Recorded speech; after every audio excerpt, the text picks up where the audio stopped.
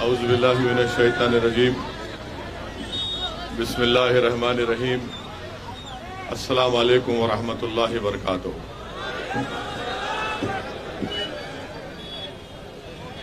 मजलिस इत्तेहादुल मुस्लिमीन के गुजरात के सदर मेरे भाई जनाब साबिर कापलीवाला साहब, मंच पर बैठे हुए तमाम मजलिस के अराकीन बल्दिया, सुदुर मोतमदीन, मुहिबान मजलिस और मेरे बुजुर्गान मिल्लत, इज्जतदार माँ और बहनों, मेरे गयूर नौजवान साथियों, अजीज दोस्तों और बुजुर्गों, मेरी इज्जतदार माँ और बहनों, मैं आप तमाम का शुक्रिया अदा करता हूँ कि आपने अपना कीमती वक्त निकाल कर आज के मजलिस के जलसे में शिरकत की।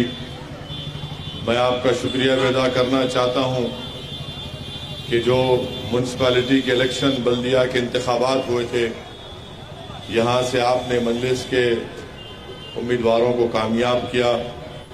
मैं आपका शुक्रिया अदा करता हूँ। अभी आप और हमने जनाब साबिर भाई साहब की बात को सुना और उन्होंने साफ और वाज़ेह तौर पर इस बात को बताया कि गुजरात के आने वाले विधानसभा के चुनाव में मजलिस इत्तेहादुल मुस्लिमीन के उम्मीदवार और कैंडिडेट इलेक्शन लड़ेंगे। मैं आप तमाम से अपील कर रहा हूं कि आप मुत्तहिदा तौर पर अपने वोट का इस्तेमाल मजलिस के उम्मीदवारों के हक में करिए और ख़ास तौर से जुहापुरा जिस विधानसभा में आता है, वहां पर आप जानते हैं कि कितनी तकालीफ का सामना आपको करना पड़ता है। यहां पर ऐसा लगता है कि एक सौतेला सलूक मुसलमानों की बस्तियों से, आबादियों से किया जाता है। भारत के प्रधानमंत्री पूरे देश में पुकार पुकार कर कहते हैं स्वच्छ भारत, स्वच्छ भारत, स्वच्छ भारत। देश के प्रधानमंत्री ने झाड़ू हाथ में लेकर दिल्ली में रोड पर सफाई भी की। अपने पार्लियामेंट कॉन्स्टिट्यूंसी में गए तो घाट पर भी उन्होंने सफाई की। मैं देश के प्रधानमंत्री से अपील करना चाह रहा हूं कि अगर वो जुहापुरा को आएंगे और जहां पर पूरे अहमदाबाद का कचरा डाला जाता है, प्रधानमंत्री भी एक झाड़ू अपने हाथ में ले लें, मैं भी अपने हाथ में झाड़ू लूंगा और वहां से उस कचरे के ढेर को हम साफ करने तैयार हैं। क्या भारत के प्रधानमंत्री और उनकी सरकार उस कचरे के ढेर को, जो ऐसा लगता है कि पहाड़ बना हुआ है, मगर वो पहाड़ नहीं है, कचरे का एक ढेर बनकर पहाड़ की शक्ल इख्तियार कर गया। हम ये आपको बताना चाह रहे हैं कि आपके इस विधानसभा में, इस असेंबली हल्के में कचरे के ढेर के अंबार लगा दिए गए, जिससे लोग बीमार पड़ते हैं, जिससे लोगों को टीबी के मर्ज में मुब्तला हो जाते हैं। इसका कोई पुरसाने हाल नहीं है। आपने बरसों कांग्रेस का और भाजपा का साथ दिया, मगर इन पार्टियों ने आपकी इस तकलीफ को दूर नहीं किया। आप जानते हैं कि यहां पर ट्रैफिक का इतना बड़ा मसला है। यहां पर ट्रैफिक जैम तो ऐसा लगता है कि रोज का मसला है। दिन में 24 घंटे में से 18-19 घंटे तो ट्रैफिक जैम होती है और इसका मसले का हल नहीं होता है। ब्रिज की मंजूरी हो गई, मगर फ्लाईओवर के लिए पैसे नहीं दिए जाते। आप बताइए फिर क्या कर रहा है यहाँ का एमएलए, यहाँ का विधायक? क्या इनको ये तकलीफ मालूम नहीं होती है कि ट्रैफिक के मसले को हल किया जाए, मगर उसको हल नहीं कर सकते हैं।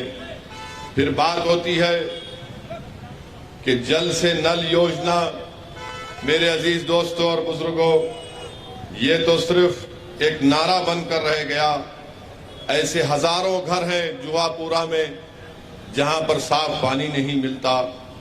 और आप जानते हैं कि यहां पर एक छोटा सा पार्क बनाया गया था जिसका नाम मुस्कान रखा गया।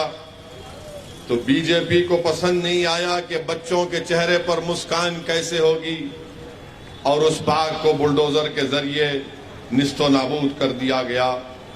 मेरे अजीज दोस्तों और बुजुर्गों, आप जानते हैं कि ग्रीन जोन का एक बहुत बड़ा मसला जुहापुरा में है। आप इस बात को जानते हैं कि ग्रीन जोन के नाम पर जुहापुरा की तरक्की को रोक दिया गया, और जुहापुरा के उस इलाके में जहां पर एक बड़ी तादाद में मुसलमान बसते हैं वहां पर ग्रीन जोन बना दिया गया। और ग्रीन जोन में सिर्फ 5% तामीर हो सकती है।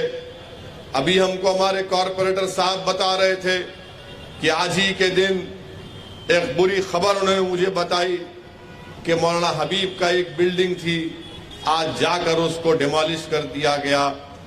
क्यों बीजेपी की सरकार, क्यों यहाँ के member of parliament Amit Shah, क्यों भारत के प्रधानमंत्री जिनको सत्ता मिली 2-2 मर्तबा भारत की, गुजरात के मॉडल को सारी भारत में दिखाया, मगर क्या भाजपा वाले बता सकते हैं कि गुजरात का कौन सा मॉडल है जहां पर अल्पसंख्यक समाज मुसलमान बसते हैं तो वहां पर ग्रीन जोन बना दिया जाता है?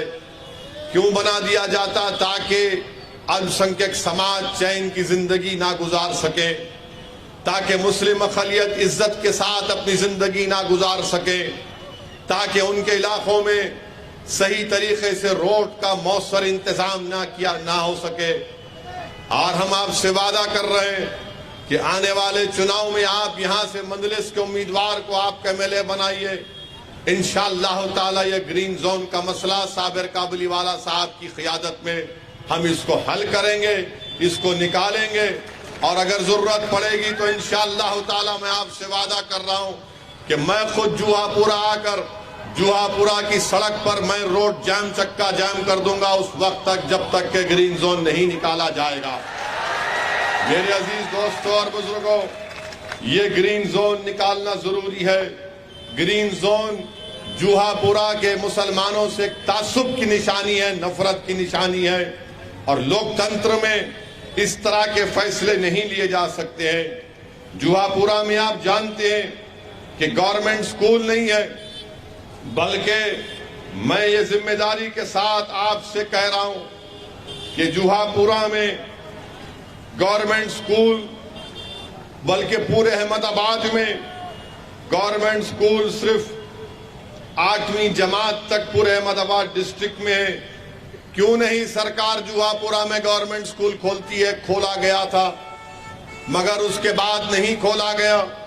क्यों नहीं खोलती है सरकार, जब सारी दुनिया में आप बोलते हैं कि गुजरात में तो पूरा यहां पर जन्नत शद्दाद के नजारे दिखाए जाते हैं?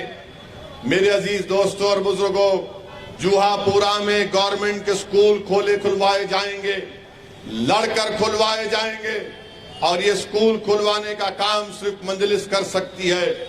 आप बताइए कि हम आज एक स्कूल को गए थे, वहां पर हमने देखा, आपको जानकर हैरत होगी कि जो प्राइवेट स्कूल हैं उनके जो नाम्स हैं वो नाम से इस तरह से बना दिए गए कि कोई स्कूल ही ना खोले। प्राइवेट स्कूल यानी 3000 स्क्वायर गज जमीन उसको दिखाना पड़ता है, और जो फायर नाम्स बनाए गए प्राइवेट स्कूल के लिए वो कोई इंडस्ट्री के फायर नाम स्कूल के लिए दे दिए गए।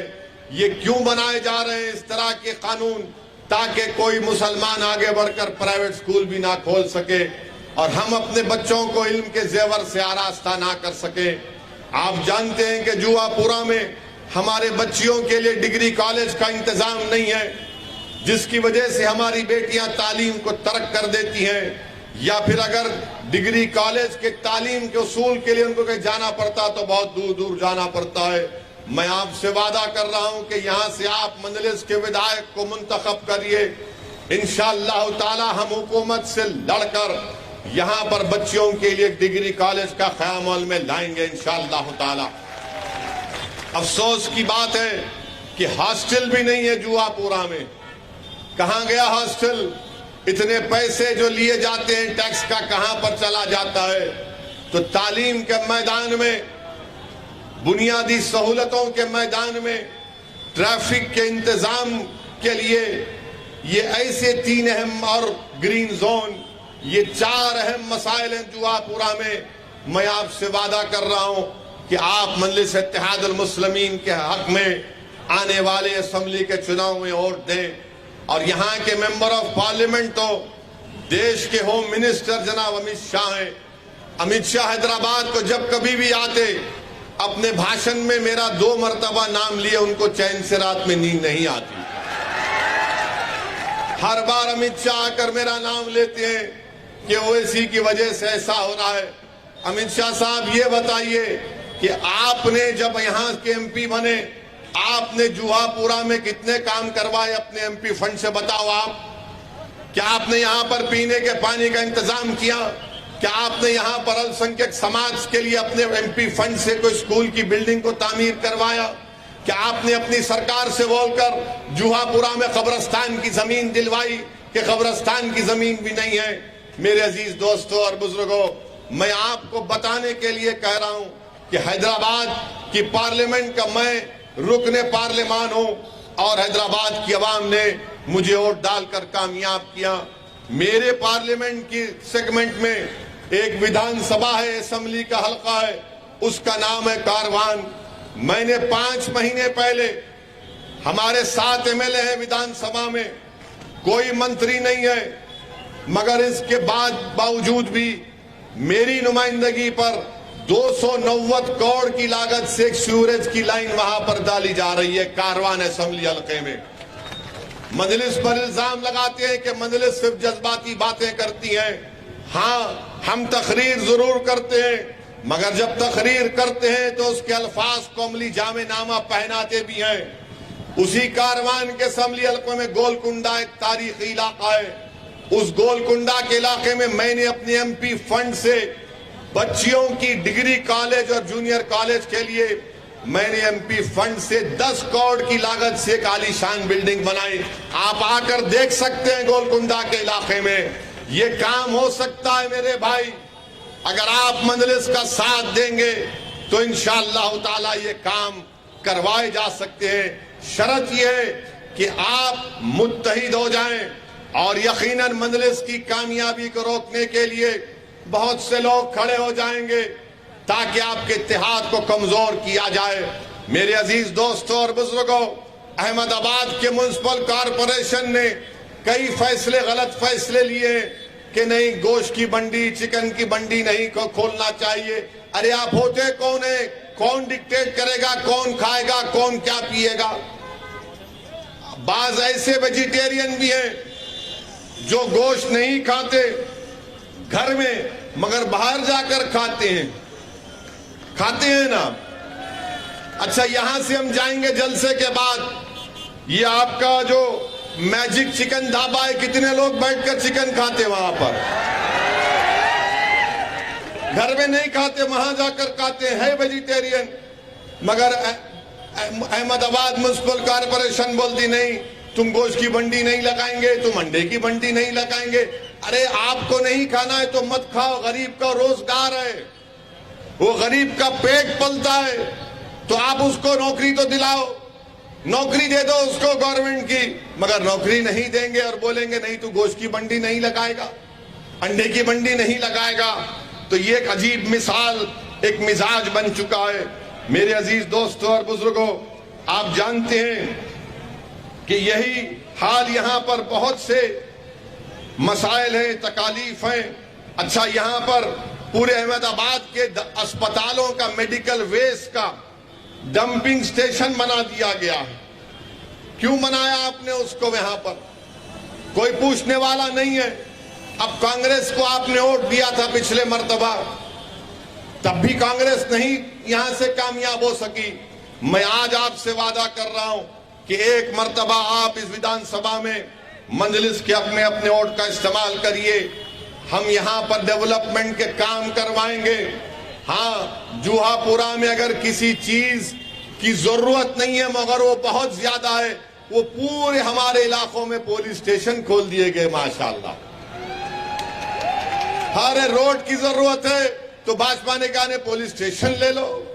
अरे पीने के पानी की लाइन की जरूरत है, नहीं पानी मत पियो, पुलिस स्टेशन ले लो। अरे कचरे के अंबार को निकालवा दो, नहीं पुलिस स्टेशन ले लो। अरे ट्रैफिक जैम के मसले को हल करा दो, नहीं पुलिस स्टेशन खोल देंगे। ये इतनी मोहब्बत पुलिस स्टेशन को खोलने से अगर भाजपा को है, स्कूल खोलने से नहीं है, ग्रीन जोन को बर्खास्त करने से नहीं है। वो ये चाहते हैं कि मियाँ जी पर कंट्रोल किया जाए। याद रखो, अब मियाँ जी पर कंट्रोल नहीं हो सकेगा। ये देश मेरा है, गुजरात भी मेरा है। आप सिर्फ पुलिस स्टेशन से हमारे जज्बात को कंट्रोल नहीं कर सकते। इंसान है, इंसान को जरूरत है पीने के पानी की। इंसान है तो उसकी औलाद के लिए शिक्षा के लिए स्कूल की जरूरत है, बेटियों के डिग्री कॉलेज की जरूरत है। इंसान है तो ग्रीन जोन को खत्म करना पड़ेगा ताकि हम इज्जत की जिंदगी गुजार सकें। ये मजलिस की लड़ाई है। मैं आपसे वादा कर रहा हूं कि आप इन मसाइल पर गौर करिए। और जब बात शिक्षा की आती है तो क्या ये बात सच नहीं है भाजपा वालों कि गुजरात में ऐसे 700 प्राइमरी स्कूल हैं। गुजरात में ऐसे 700 प्राइमरी स्कूल हैं जहां पर एक टीचर पहली से 8वीं जमात के हर सब्जेक्ट को पढ़ाता है। 700 प्राइमरी स्कूल में एक टीचर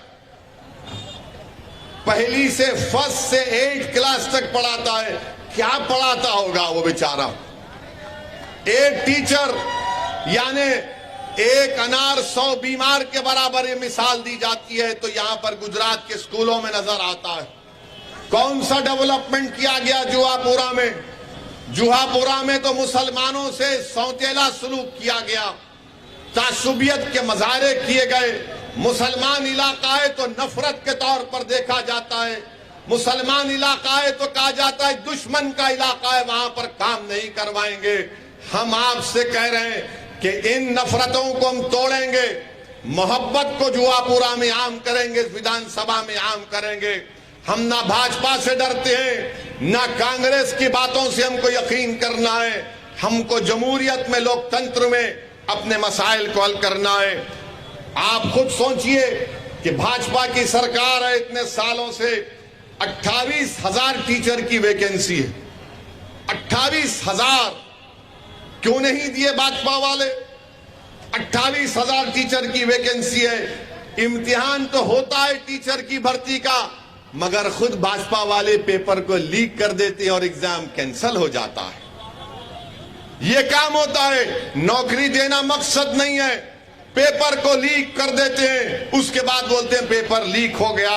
मेरे अजीज दोस्तों और बुजुर्गों, हम आपसे वादा कर रहे हैं कि इंशाअल्लाह ताला मजलिस का आप एक मर्तबा साथ दीजिए और इंशाअल्लाह ताला हम इस जुहापुरा में पूरे गुजरात में जहां कहीं भी गरीबों से, मजलूमों से, दलितों से, मुसलमानों से, आदिवासियों से, हमारे सेकुलर भाइयों से नाइंसाफी हो रही है, मजलिस उस नाइंसाफी के खिलाफ आवाज उठाएगी। इसीलिए मैं आज आपके दरमियान में खड़े होकर इस बात का ऐलान कर रहा हूं कि इंशाअल्लाह ताला जमालपुर खेड़िया विधानसभा से मजलिस इत्तेहादुल मुस्लिमीन के उम्मीदवार कैंडिडेट इंशाअल्लाह जनाब साबिर काबुलीवाला साहब होंगे।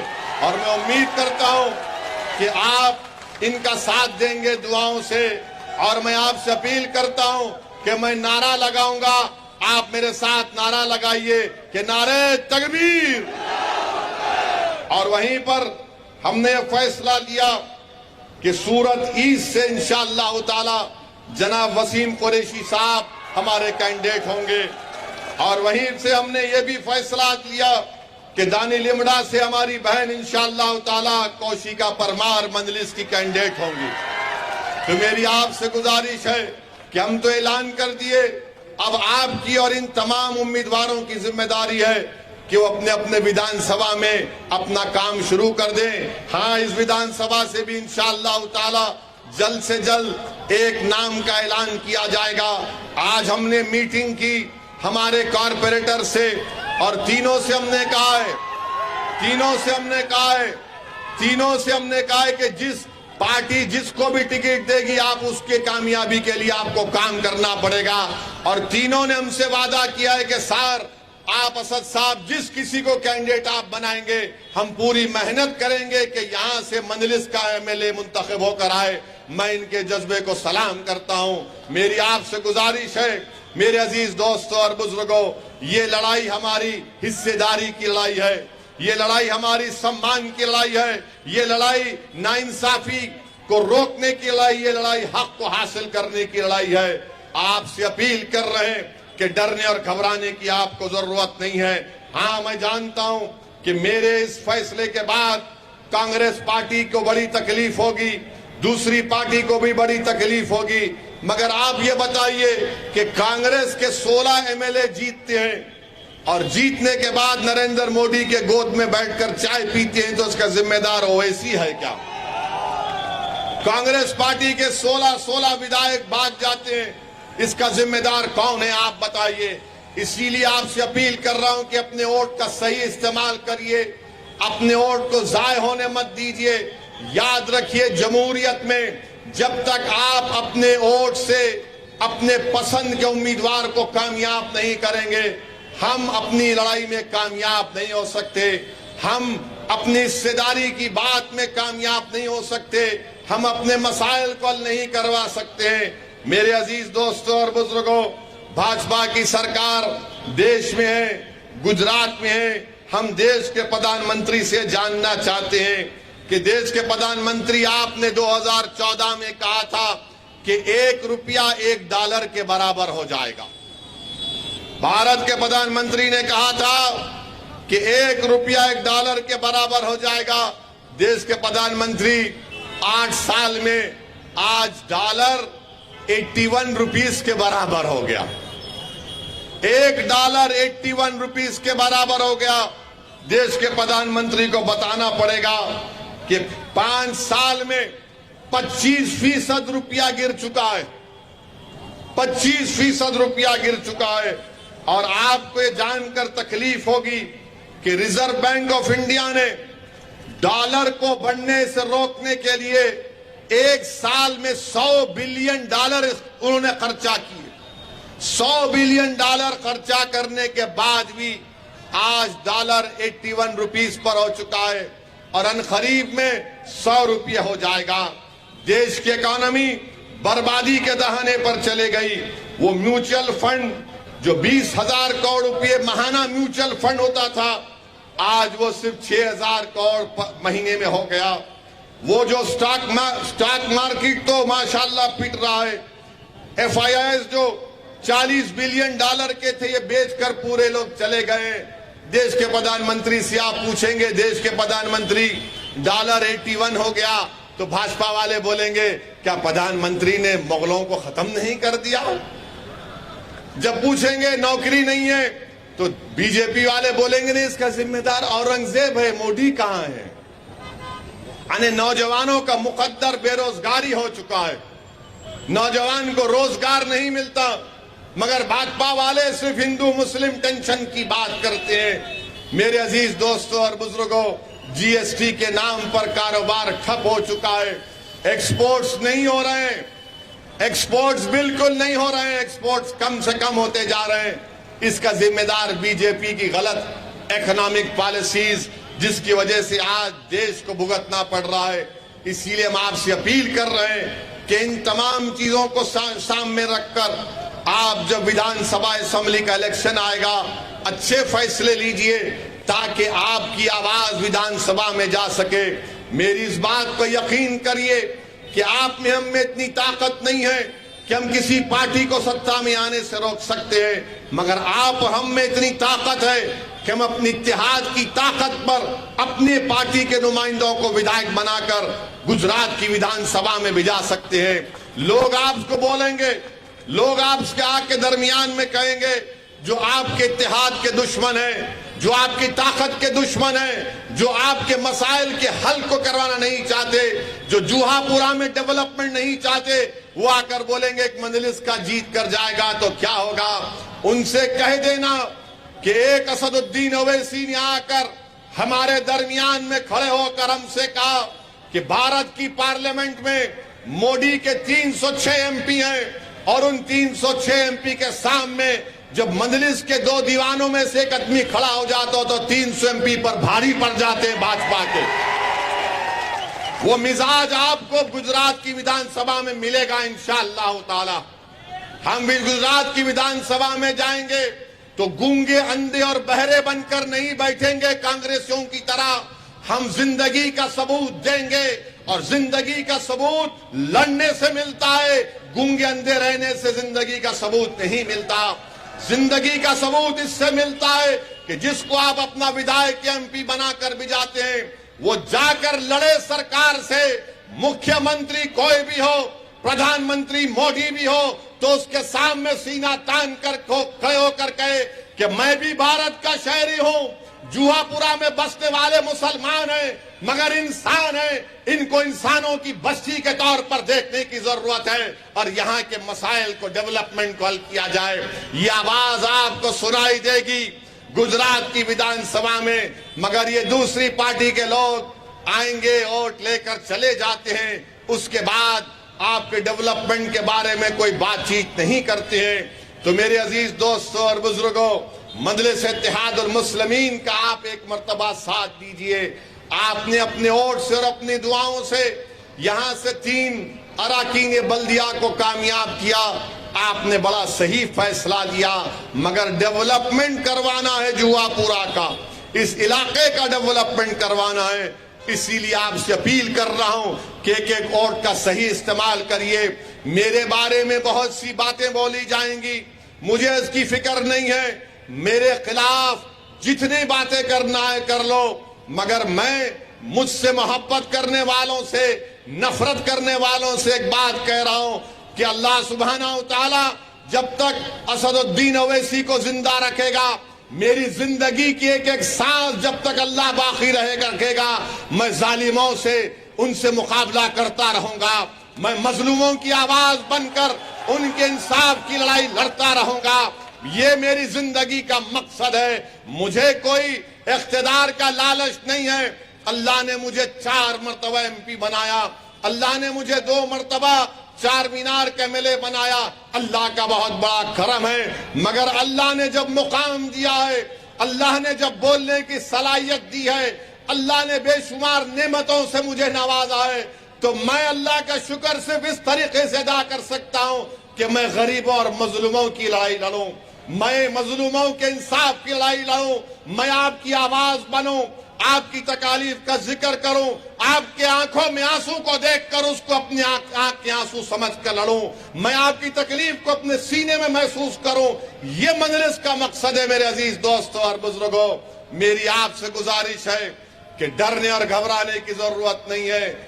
अब बीजेपी आरएसएस एक नया ड्रामा कर रही, और वो नया ड्रामा क्या है कि मोहन भागवत आरएसएस के सर संचालक दिल्ली में एक मदरसे को चले गए, दिल्ली में एक मदरसे को चले गए और मदरसे में जाकर उन्होंने कुरान की तिलावत को भी सुना, मदरसे के बच्चों को भी देखा, और मीडिया ने इसको बड़ा खूबसूरती से रिपोर्ट किया है। ऐसा रिपोर्ट किया है कि मोहन भागवत ने बड़ा एहसान किया मदरसे में जाकर। मैं गुजरात के इस जुहापुरा में खड़े होकर मोहन भागवत साहब से अपील कर रहा हूं, क्या आप बिल्किस बानो से मिलकर उससे कह सकते हैं कि तुझ पर जुल्म हुआ, हम इंसाफ दिलाएंगे? मोहन भागवत, बिल्किस बानो से इंसाफ दिला सकेंगे? उस बच्ची को जिसको उसके पड़ोसियों ने उसका रेप किया, अस्मत रेजी की, बलात्कार किया, जिसकी 3 साल की बेटी का कत्ल कर दिया, जिसकी मां को और दीगर महिलाओं का रेप करके कत्ल कर दिया, उन जालिमों को मोदी बीजेपी की सरकार छोड़ती है, और जब जेल से निकलते हैं ये इस तरह के लोग जो एक बच्ची पर जुल्म किए, उस पर फूल बरसाए गए, क्या मोहन भागवत बिल्किस बानो से मिल सकते हैं? मिलो, मिलकर बताओ, बोलो कि इंसाफ ये होता है, मगर नहीं मिलेंगे। मदरसे को जाते हैं और आसाम में मदरसों को डिमोलिश कर दिया जाता है। मदरसे को जाते हैं और उत्तर प्रदेश में मदरसों का सर्वे होता है। मदरसे जाकर कुरान की तिलावत सुनते हैं और उत्तर प्रदेश में वक्फ की जायदादों का सर्वे किया जा रहा है ताकि मुसलमानों की वक्फ की जायदादों को उनसे छीन लिया जाए। मेरे अजीज दोस्तों और बुजुर्गों, बीजेपी के पास दिखाने को कुछ भी नहीं है, सिर्फ यही दिखाना है कि हिंदुओं मुसलमान को लड़ाओ, दलितों को कमजोर करो, मुसलमानों को हमेशा एहसास कमतरी में मुब्तला कर दो। मैं आपके दरमियान में खड़े होकर कह रहा हूं, ये देश हमारा है, ये देश हमारा रहेगा। इस देश में हमारे बुजुर्गों की कुर्बानियों से, हमारे बुजुर्गों की मेहनत से, उलमाओं की कुर्बानियों से, अंग्रेजों की गुलामी से इस देश को आजादी मिली है। और ये मुल्क को अच्छा करना, इस देश को ताकतवर बनाना, ये हमारी भी जिम्मेदारी है। याद रखो मुसलमानों, मेरी इस बात को जहन नशीन कर लो, आपने बरसों मुख्तलिफ पार्टियों को वोट दिया है। आज मजलिस आपके दरमियान में खड़े होकर कह रही है कि अब वोट लेने वाले बनो। आपने हमेशा बरसों से वोट दिया है, आज वोट लेने वाले आपको बनना पड़ेगा। कांग्रेस को वोट देंगे, भाजपा को कांग्रेस नहीं हरा सकेगी। वो कोई एक और नई पार्टी आई, वो भी भाजपा को नहीं हरा सकती। अगर आज आप गुजरात में मजलिस के उम्मीदवारों को कामयाब करेंगे तो गुजरात की विधानसभा में आपका नुमाइंदा, आपका खादिम, आपका बेटा, आपकी बेटी आपके तकालीफ का जिक्र करेगी, लड़ेगी गुजरात की विधानसभा में। इसीलिए हम आपसे अपील कर रहे हैं कि मजलिस इत्तेहादुल मुस्लिमीन का साथ दीजिए। याद रखिए, वतन अजीज में यकीनन बेशुमार तकालीफ हैं, मसाइल हैं, मगर इसका हल क्या है बताओ आप मुझे, क्या हल है इसका?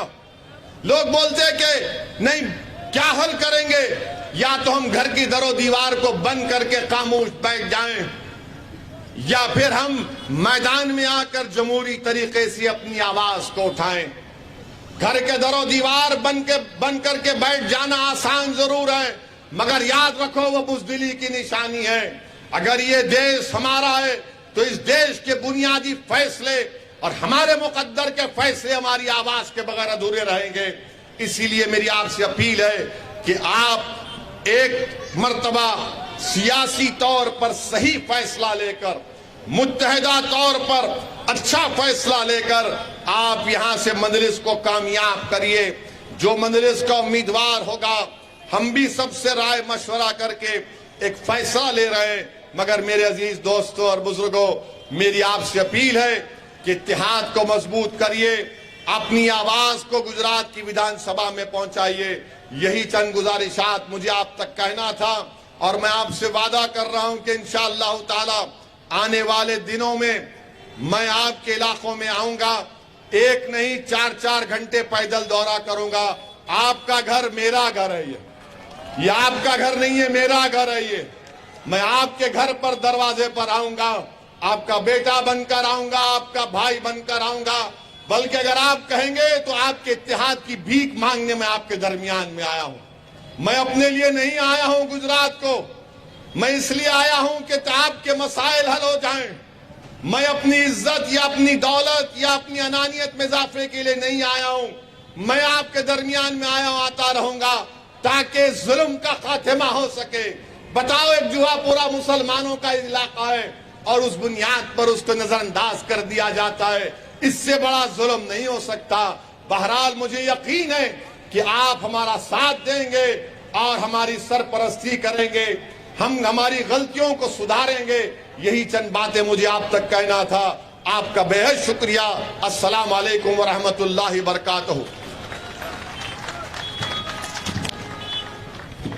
बहुत बहुत शुक्रिया। मैं असद साहब से एक गुजारिश करूंगा कि जो 3 नाम आपने विधानसभा के लिए था, वो तीनों कैंडिडेट यहाँ मंच पर मौजूद है।